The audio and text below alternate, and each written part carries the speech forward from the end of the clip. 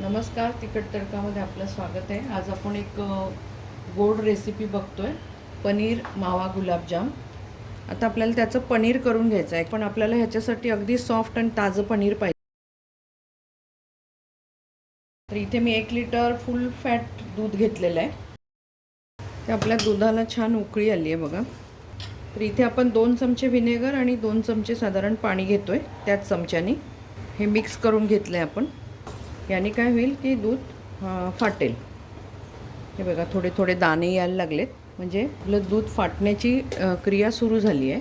हे बाजूची जी साय आहे ती सगळी मिक्स करून घ्यायची दुधामध्ये आणि फाटायला लागले. तर आपण आता करूया गॅस बंद आणि आता यावरच आपण असं हलवूया, म्हणजे बाकीचं पण जे काही दूध असेल ते सगळं व्यवस्थित फाटलं जाईल. जर व्हिनेगर नसेल तर याच्याऐवजी आपण अर्धा एक लिंबाचा रस जरी घेतला ना तरी चालतं. हे बघा, छान फाटत चाललं आहे. थोडंसं हलवायचं, 2 मिनटामध्ये आपलं पनीर तयार होऊन जाईल. हे बघा, आपलं 2 मिनटं झालेत, एकदम छान पनीर झाले, पाणी पाणी मोकळं झालं. असं ट्रान्सपरंट आपल्याला दिसतंच एकदम पाण्यासारखं. तर आता आपण हे गाळून घेऊया. तर आता मार्केटमध्ये हे मी मेशोमधून मागवलं आहे. ही अशी एक जाळी असते, त्याला ओपनच आहे. ही जाळी टाकायची, घ्यायचं आणि त्याच्यावरती हे हे झाकण ठेवायचं आणि वजन ठेवायचं. छान पनीर चौकोनी आकारामध्ये तयार होतो. तर आपण आता हे गाळून घेऊया.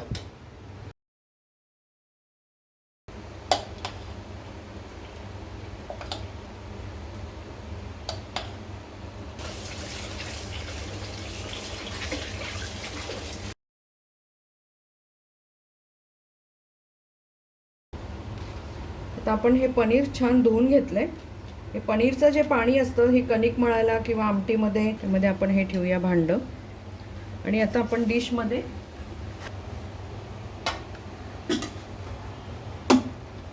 आपण साधारण 15 ते 20 मिनटं आपण याच पद्धतीने हे झाकून ठेवूया, जेणेकरून एक्स्ट्रा जे पाणी आहे ते निघून जाईल आणि पनीर छान राहील. आणि हे जे पाणी बाजूलाच राहील. मायनस करून घेऊ. तर हे आपलं बघा, असं छान पनीर सेट झालं आहे.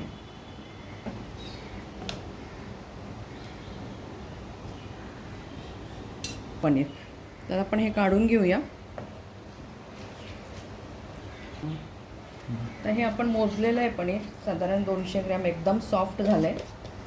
आपण हे बघा, छान झालं, एकदम सॉफ्ट. आता आपल्याला हे छान मळून घ्यायचं आहे. जेवढं स्मूथ करता येईल तेवढं आपल्याला ते या हाताने करून घ्यायचं आहे.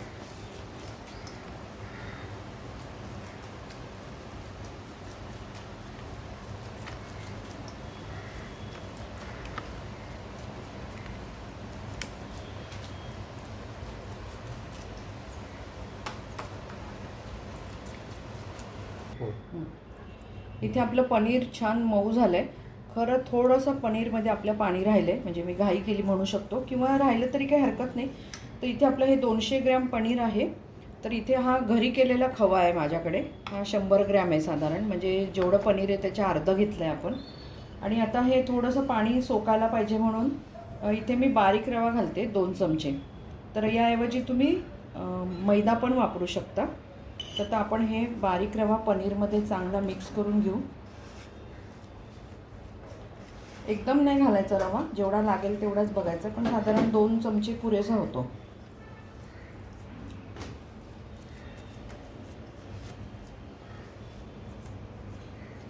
आणि आपण हे पण त्यामध्ये चांगलं मिक्स करून घेऊया.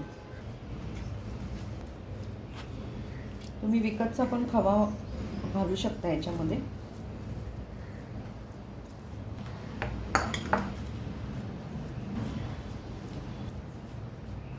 आपल्याला छान स्मूथ मळून घेऊ आपण.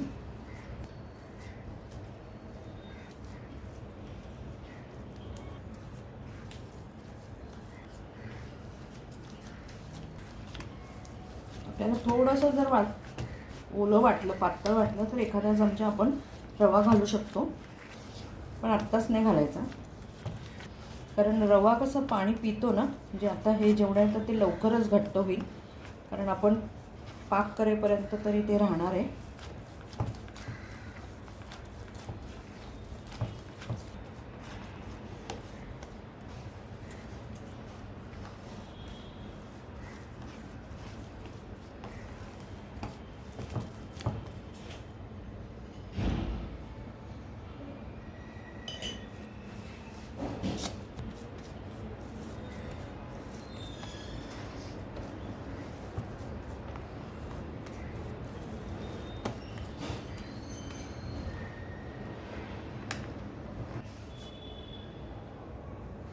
इथे आपला छान गोळा बनवून तयार झाला आहे.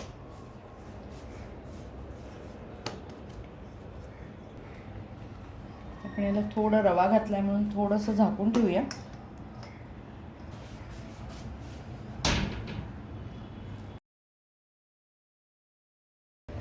इथे आपण गॅस चालू केला आहे. 1 कप आपण साखर घेतली आहे आणि अर्धा कप आपण पाणी घेणार आहोत. अर्धा कप पाणी आहे. पाक म्हणजे आपल्याला जसं आपण गुलाबजामला करतो तसंच. साखर विरघळली पाहिजे तोपर्यंत आपण फास्ट ठेवूया.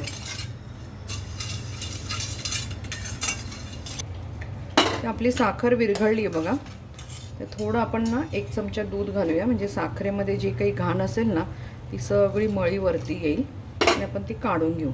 हे बघा साखरेच्या वरती ना असं काळं काळं आलं आहे ना पाकाला, तर आपण असं हे काढून घेऊया गाळणीने.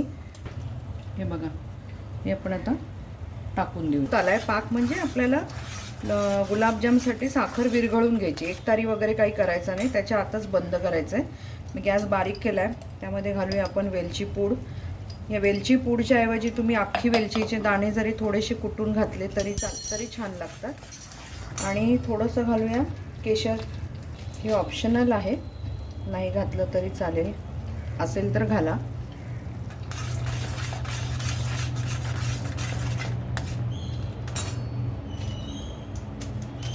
तर आपल्याला पाक कितपत पाहिजे, तर आपल्याला असं चिकट लागला पाहिजे. तर अजून लागेल थोडा कमी आहे, जरा होऊ देऊ आपण, एक उकळी येऊ देऊया. आता आपला हे साखरेचा पाक झाला आहे तयार. हे बघा असं बघितला तर आपल्याला हाताला चिकट लागतोय, बस आपल्याला एवढाच पाहिजे. तर आपण गॅस करूया बंद आणि याला बाजूला ठेवून देऊ. 5 मिनिटांनी करायला सांगतो तिला पण.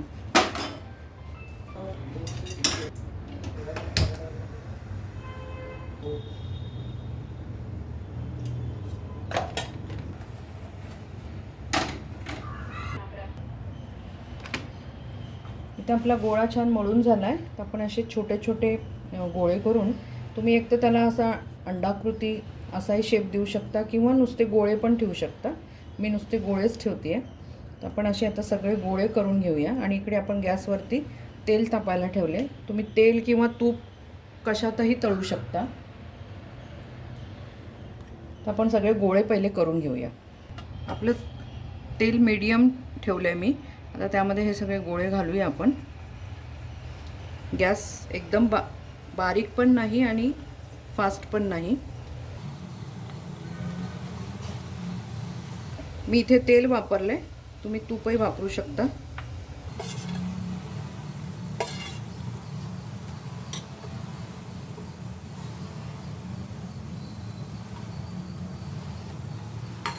एकदम हळू पद्धतीने त्याला हलवूया, थोडे वर खाली होतील.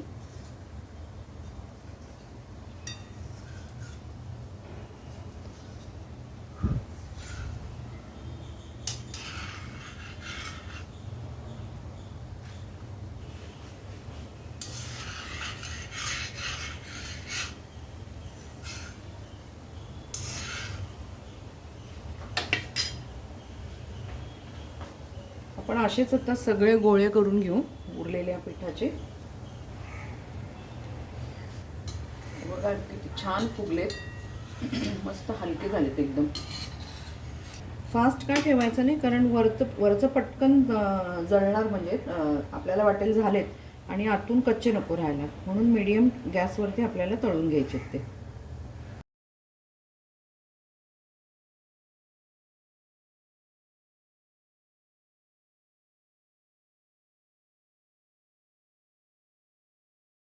मी पाक थोडा कमीच केला आहे, कारण मला हे व्हिडिओ करायचा होता म्हणून. मी नंतर परत करून तो त्याच्यात वाढवणार आहे. आपले छान झाले तळून.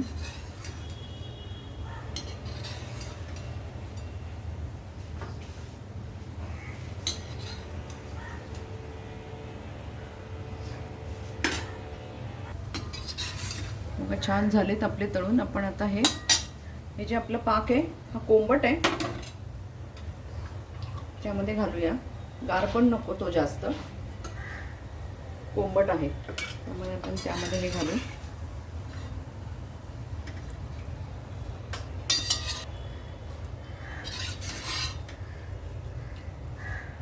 वर खाली करून घ्यायचे.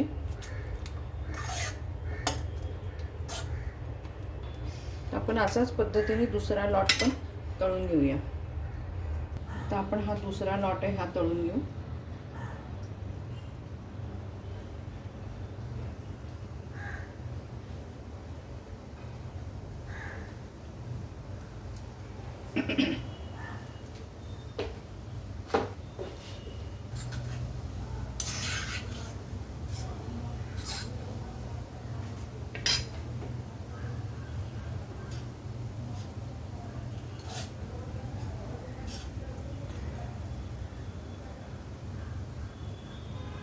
आपला हा दुसरा लॉट पण तयार झालाय तळून. आता आपण हा घालूया पाकात.